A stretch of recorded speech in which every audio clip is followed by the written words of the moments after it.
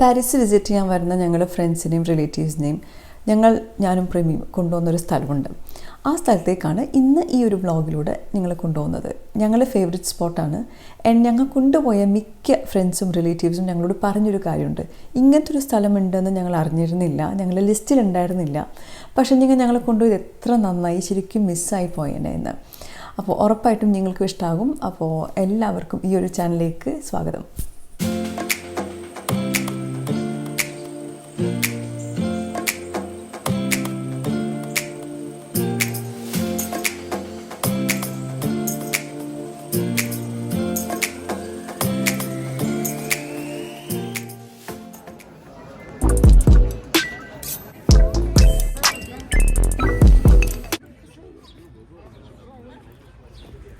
Paris എന്ന city 20 district ആയിട്ടാണ് പിരിച്ചിരിക്കുന്നത്. അതിൽ 18ാമത്തെ ഡിസ്ട്രിക്റ്റിലാണ് ഈ സ്ഥലം ഉള്ളത്. ഈ സ്ഥലത്തിൻ്റെ ഏരിയയുടെ പേര് മോൺമാർട്രെ എന്നാണ്. അപ്പോൾ മോൺമാർട്രെ എന്ന് പറഞ്ഞാൽ അതൊരു കുന്നാണ്. അപ്പോൾ പാരീസ് ഒരു കുന്നുണ്ട്, ആ കുന്നിൻ്റെ മേലെയാണ് നമ്മുടെ ഈ ഒരു അട്രാക്ഷൻ. ആക്ച്വലി ഈ ഒരു സ്ഥലം മൊത്തം മോൺമാർട്രെ എന്ന ഒരു ഏരിയ തന്നെ കവർ ചെയ്യാൻ കുറേ വ്ളോഗ്സ് ശരിക്കും ഞങ്ങൾക്ക് വേണ്ടി വരും. പക്ഷേ ഇത് ഇന്നത്തെ ഒരു വ്ളോഗിൽ ഞങ്ങൾ ഒരു മെയിനായിട്ടുള്ള സ്പോട്ടാണ് ഞങ്ങൾ പരിചയപ്പെടുത്തുന്നത്. അപ്പോൾ ഈ കുന്നിൻ്റെ മേലെ ഉള്ള മെയിൻ അട്രാക്ഷൻ എന്ന് പറയുന്നത് അവിടുത്തെ ഒരു ബസിലിക്ക ഉണ്ട്, സേക്രഡ് ഹാർട്ട് ബസിലിക്ക. അപ്പോൾ നല്ല ഭംഗിയുള്ളൊരു ബസിലിക്കയാണ്, നല്ലൊരു ഭംഗിയുള്ള ചേർച്ചാണ്, വൈറ്റ് കളറിൽ. പക്ഷെ അതിനേക്കാൾ കൂടുതൽ അട്രാക്ഷൻ ശരിക്കും പറഞ്ഞാൽ അവിടെ നിന്ന് കാണുന്ന ഈ ഒരു മനോഹരമായ ഒരു വ്യൂ ആണ്. ശരിക്കും അവിടുത്തെ സ്റ്റെപ്പൊക്കെ കയറി കുറേ പേര് അവിടെ കുറേ നേരം ഇങ്ങനെ കാഴ്ചയും കണ്ട് ഇങ്ങനെ ഇരിക്കും. അപ്പോൾ നമ്മൾ പോകുന്ന ഈ സ്ഥലം എന്ന് വെച്ചാൽ നമ്മളുടെ ആ ഒരു ബസിലിക്കയുടെ ലെഫ്റ്റ് സൈഡിലൊരു വഴിയുണ്ട്. ആ ലെഫ്റ്റ് സൈഡിൽ നിന്നൊരു വഴിയിൽ നിന്ന് വീണ്ടും ലെഫ്റ്റ് എടുത്താലാണ് നമ്മൾ ഈ നമ്മുടെ പ്ലസ് ഡു തെർtre എന്ന് പറഞ്ഞ സ്ഥലത്ത് എത്തുന്നത്. വഴി നമ്മൾ വന്ന് ഇങ്ങനെ അങ്ങോട്ട് തിരിഞ്ഞാൽ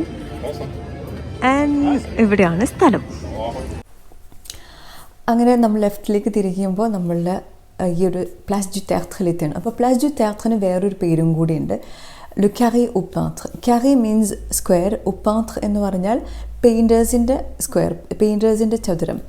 അപ്പോൾ ഈ ഒരു സ്ഥലത്തിൻ്റെ പ്രത്യേകത അത് തന്നെയാണ്. ആ ഒരു സ്ക്വയറിൽ ഏകദേശം 150ഓളം പെയിൻറ്റേഴ്സ് വരെയും വന്നിരിക്കുന്ന സമയമുണ്ട്. അപ്പോൾ ഇപ്പോൾ ഈ കാണുന്ന കാഴ്ചകളിൽ പെയിൻറ്റേഴ്സിൻ്റെ എണ്ണം കുറവാണ്, കാരണം കോവിഡിൻ്റെ ആ ഒരു സമയമായതുകൊണ്ട്. പക്ഷേ അല്ലാന്നുണ്ടെങ്കിൽ ശരിക്കും കുറേ പെയിൻറ്റേഴ്സ്, കുറേ ആർട്ടിസ്റ്റുകൾ അവിടെ ഉണ്ടാകും. അപ്പോൾ മോൺമാർട്രെ കുറിച്ച് പറയുകയാണെന്നുണ്ടെങ്കിൽ പാരീസിൻ്റെ ഒരു പോഷ് ആൻഡ് ക്ലാസി സൈഡിൽ നിന്ന് മാറി ഒരു പീപ്പിൾസ് പ്ലേസ് ആയിട്ടാണ് കണക്കാക്കുന്നത്. പഴയ കാലത്ത് ഇത് ശരിക്കും മോൺമാർട്രെ ഒരു മോഡേൺ ആർട്ടിൻ്റെ ഹബ്ബായിട്ടാണ് കണക്കാക്കുന്നത്. കാരണം അവിടെ പിക്കാസോ, ലൗട്രേക്ക് അങ്ങനെ വലിയ വലിയ ആർട്ടിസ്റ്റുകളുടെ സ്ഥലമായിരുന്നു. പിക്കാസോന് അവിടെ ഒരു വീട് വരെയും ഉണ്ടായിരുന്നു. അപ്പോൾ ഈ ഒരു സ്ഥലം ശരിക്കും അവർക്കൊരു വലിയൊരു ഇൻഫ്ലുവൻസ് തന്നെ ഉണ്ടായിട്ടുണ്ട് അവരുടെ കലയിൽ തന്നെ.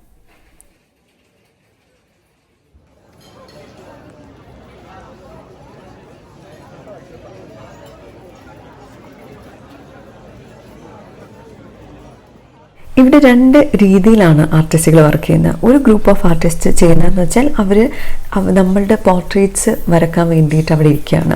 ഓൺ ദ സ്പോട്ട് തന്നെ നമുക്ക് വരച്ച് തരികയും ചെയ്യും.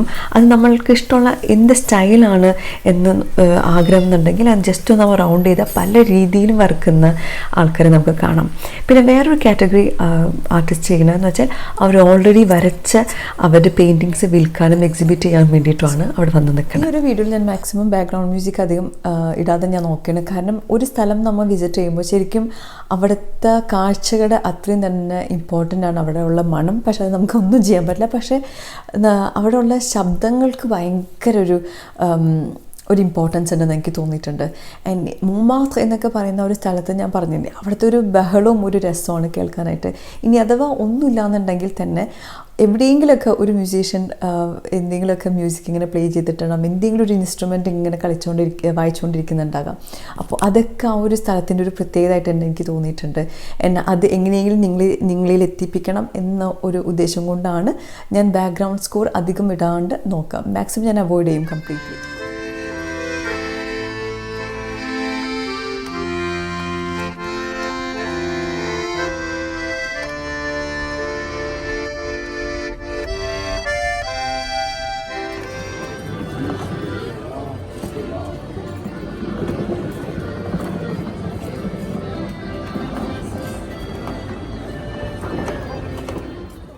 സ്ഥലത്ത് വേറൊരു പ്രത്യേകത എനിക്ക് തോന്നിയെന്ന് വെച്ചാൽ അവിടുത്തെ ഈച്ച് ആൻഡ് എവറി കോർണർ എന്തെങ്കിലും ഒരു ആർട്ടിസ്റ്റിക് ആയിട്ട് എന്തെങ്കിലും കാണാനുണ്ടാകും.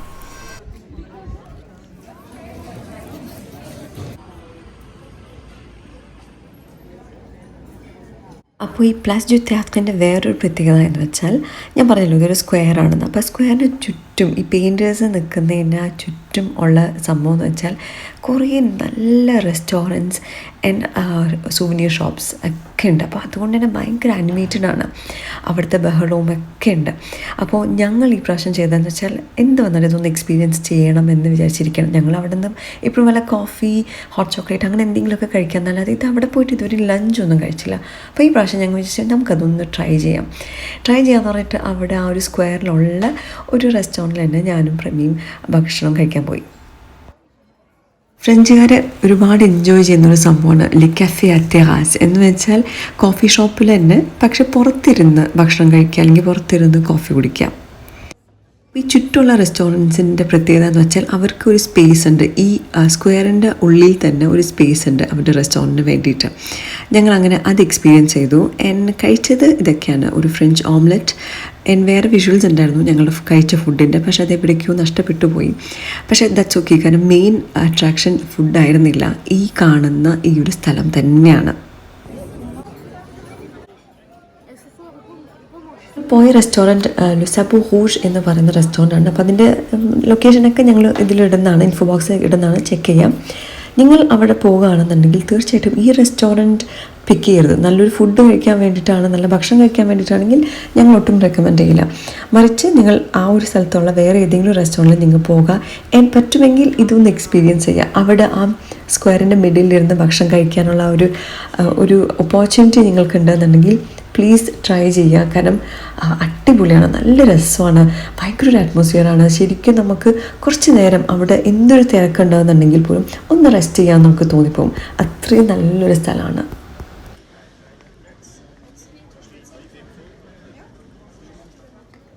ഞങ്ങൾ ഈ സ്ഥലത്തേക്ക് വരാൻ രണ്ട് കാരണമുണ്ട്. ഒന്ന്, ഇവിടെ വ്ളോഗ് ചെയ്യണം, ഇവിടെ ഈ സ്ഥലത്ത് വരാൻ ഞങ്ങൾക്ക് ഭയങ്കര ഇഷ്ടമാണ്. രണ്ട് എന്ന് വെച്ചാൽ ചിലപ്പോൾ നിങ്ങൾ കണ്ടിട്ടുണ്ടാവും, ഞങ്ങൾ മനോരമ ന്യൂസിന് വേണ്ടിയിട്ട് ഒരു സ്റ്റോറി തയ്യാറാക്കിയിട്ടുണ്ടായിരുന്നു. അപ്പോൾ ഞങ്ങൾ ടോട്ടൽ ഇതുവരെ 3 സ്റ്റോറീസ് ചെയ്തു. പക്ഷേ ഞങ്ങളുടെ ആദ്യത്തെ സ്റ്റോറി ഇവരെ കുറിച്ചാണ്. ഇവരുടെ പേര് നതാഷ കാറിയോ എന്നാണ്. അവർ അർജൻറ്റീനയിൽ നിന്ന് വരുന്ന ഒരു കലാകാരിയാണ്. നതാഷ കാറിയോ പഠിക്കാൻ പോയത് കൊളംബിയയിലാണ്. അവിടെ സ്കോളർഷിപ്പോടു കൂടി കൊളംബിയയിൽ ആർട്സ് കോളേജിൽ പഠിക്കുന്ന കാലത്ത് ഫ്രഞ്ചുകാരനായ ഫോട്ടോഗ്രാഫറെ മീറ്റ് ചെയ്യുകയും അയാളെ ഇഷ്ടപ്പെട്ട് കല്യാണം കഴിച്ച് ഫ്രാൻസിലെത്തി പാരീസിൽ തന്നെ ഈ ഒരു പ്ലസ് ഡു തിയേറ്ററിൽ അവർ എത്തിയ അതേ വർഷം തന്നെ വർക്ക് ചെയ്യാൻ തുടങ്ങി. നതാഷിനോട് സംസാരിച്ചപ്പോൾ അവർ പറയണമെന്ന് വെച്ചാൽ അവർക്ക് ഭയങ്കര അഭിമാനമുണ്ട് ആ ഒരു സ്ഥലത്ത് വന്ന് പെയിൻറ്റ് ചെയ്യാൻ പറ്റുക എന്നുള്ളത്. കാരണം എല്ലാവർക്കും വന്ന് അവിടെ അങ്ങനെ വർക്ക് ചെയ്യാൻ പറ്റില്ല, അത് ഗവൺമെൻറ്റിൻ്റെ അപ്രൂവൽ വേണം, അവർ ടാക്സ് കൊടുക്കുന്നുണ്ട്. ഒരു ആർട്ടിസ്റ്റിന് ഒരു സ്ക്വയർ മീറ്ററാണ് അലൗഡ് ചെയ്തിരിക്കുന്നത്. മനോരമയ്ക്ക് വേണ്ടി ഞങ്ങൾ ചെയ്ത സ്റ്റോറീസ് നിങ്ങൾ കണ്ടിട്ടില്ല എന്നുണ്ടെങ്കിൽ ഒരു പ്ലേലിസ്റ്റ് തന്നെ ഉണ്ട്. പക്ഷേ എന്തായാലും ഞാൻ ലിങ്ക് ഇൻഫോ ബോക്സിൽ ഇടുന്നതാണ്, ചെക്ക് ചെയ്തിട്ട് നിങ്ങളുടെ അഭിപ്രായം എന്തായാലും ഞങ്ങൾ അറിയിക്കണം. അപ്പോൾ ഈ ഒരു വീഡിയോ ഞങ്ങൾക്ക് ഇഷ്ടമായെന്ന് വിചാരിക്കുന്നു. മോൺമാർട്രെ എന്ന ഏരിയ ഇനിയും നമുക്ക് എക്സ്പ്ലോർ ചെയ്യാനുണ്ട്, ഇനിയും എക്സ്പ്ലോർ ചെയ്യാം നമുക്ക്. ഇത് ജസ്റ്റ് ആദ്യത്തെ ഒരു വീഡിയോ ആയിട്ട് മാത്രം നിങ്ങൾ കണക്കാക്കുക. പ്ലസ് ഡു തിയേറ്ററിനെ മാത്രം ഫോക്കസ് ചെയ്തിട്ട് മോൺമാർട്രെ കുറിച്ച് ഇനി വേറെയും വരുന്നതാണ്. അറ്റ്ലീസ്റ്റ് പ്രമി ചെയ്യും എന്ന് എനിക്ക് തോന്നുന്നു, കാരണം ഞാനിപ്പോൾ എന്തായാലും ജർമ്മനിയിൽ തിരിച്ചെത്തിയിരിക്കുകയാണ്. അപ്പോൾ നമുക്ക് എന്തായാലും ഇനിയും വേറെ വീഡിയോയിലൂടെ നമുക്ക് കാണാം. So thank you and see you soon. Subscribe ചെയ്യാൻ മറക്കരുത്, ഷെയർ ചെയ്യാൻ മറക്കരുത്. Thank you, by.